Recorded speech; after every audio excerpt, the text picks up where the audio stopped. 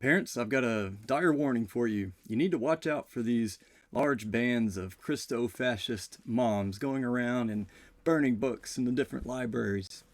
No, I'm kidding, that's not really happening.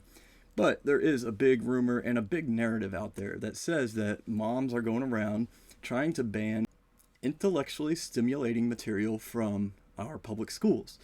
And this is just not the truth. This is a false narrative and rhetoric that's been drummed up for whatever reason. I don't know. I'm not going to paint a reason or a motive onto them, but I will tell you exactly what is going on. So today I'm going to bring you a study out of the EF Institute, and this is going to actually look at the facts and data and hard numbers of what's actually being taken out of schools across the nation. And by the end of this, you'll see that it's all pornographic.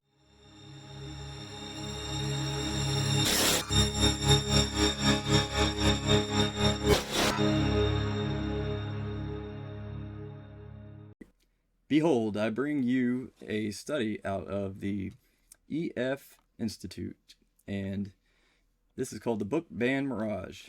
I'm just going to look at a couple of things out of this, and let's go with the abstract first because this explains what this whole study is about. The advocacy organization PEN America is the primary source for claims that there is widespread book banning underway in American schools. But PEN America's claims hinge on a definition of ban that most Americans would not recognize. In order to assess PEN America's claims by the common definition of banned, i.e. made unavailable, we reviewed the 2021 to 2022 Index of Banned Books against online school library card catalogs. We find that 74% of the books that PEN America lists as banned are listed as available in the same districts from which PEN America says those books are banned. So what they're doing is they're making this problem seem much bigger than it actually is, from their side. They are trying to make it seem like parents are just going in and banning all these arbitrary books that they don't like. But that's not true. So let's find out why exactly PEN is not lying, but misrepresenting the data. And it really turns out to be the definition of banned. So PEN defines a school book ban as any action taken against the book based on its content and as a result of parent or community challenges, administrative decisions, or in response to direct or threatened action by lawmakers or other government officials that leads to a previously accessible book being either completely removed from availability to students or where access to a book is restricted or diminished. Now that's a much longer definition than made unavailable. So this is how they're able to be tricky. This is why words are important. This is why I stress precise language and not just following for whatever words are thrown out there, because you have to be very careful of what people are actually saying. Now, when they say banned, they don't mean the same thing as banned when we say it. So they can take their definition and claim that they're not lying because by their definition, all these things are banned. But they're not being clear about the difference between their definition and your definition. And you can see that they're being dishonest about this because in their public statements, PEN has used the words removed, withdrawn, and banned over the last 2 years. So mentioning removed, withdrawn, and banned shows that these three words have specific meanings. So by using those three words, withdrawn, removed, and banned, they know that those three words have three distinct meanings. So they're being dishonest when they say book ban and not mention what all encompasses their definition of book ban. And they say book ban because it sounds scary. It sounds like we're in Nazi Germany, right? Instead of like a community review or something like that. So it's all about language, it's all about rhetoric, and it's all about lies.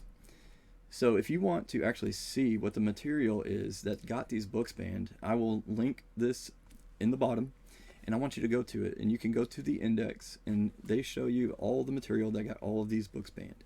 I'm not going to show that on here because I don't want an account strike, but I urge you to go and see what's actually been taken out of schools because it's not what you've heard. Now, I've had people bring this book up and defend it, saying that it teaches consent. Here's the problem with that. It also shows underage kids performing oral sex on each other. So I don't believe that we need this kind of imagery to teach consent. I've been able to teach my kids consent from the time they could talk, and I think all parents should do that. And it's up to parents to teach their kids consent. It's not up to the schools, or we don't depend on the schools to teach our kids consent, because that is something that comes from the family. And even if you did just want to teach consent, why would you go this far to teach it? This is not a effective way of teaching it. In fact, you're just distracting from the whole thing by putting this out there in the first place. All of this rhetoric is really damaging towards progress.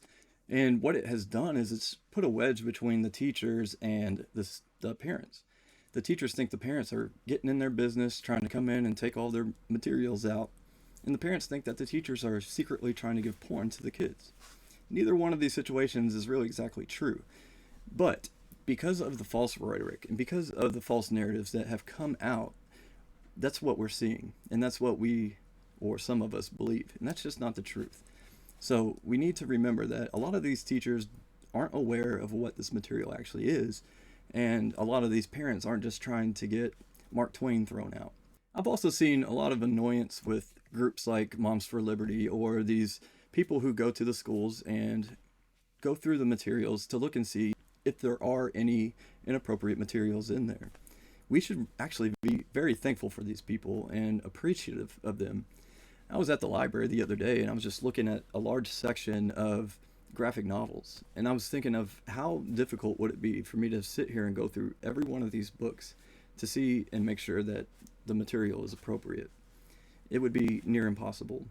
And with a lot of the parents today being single parents, they're working during the day, they don't have time to take out of their day to go to these schools to ensure that their kids aren't being fed trash. So let's thank the Moms for Liberty people. Let's thank these people who are going into our schools on their own time and ensuring that this filth is coming out. So let me know what you think down below. I'm pretty sure I covered all of it.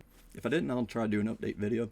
But thanks for watching. I appreciate it. And go ahead and hit the like button and share this with all of your friends. Until next time, peace be with you.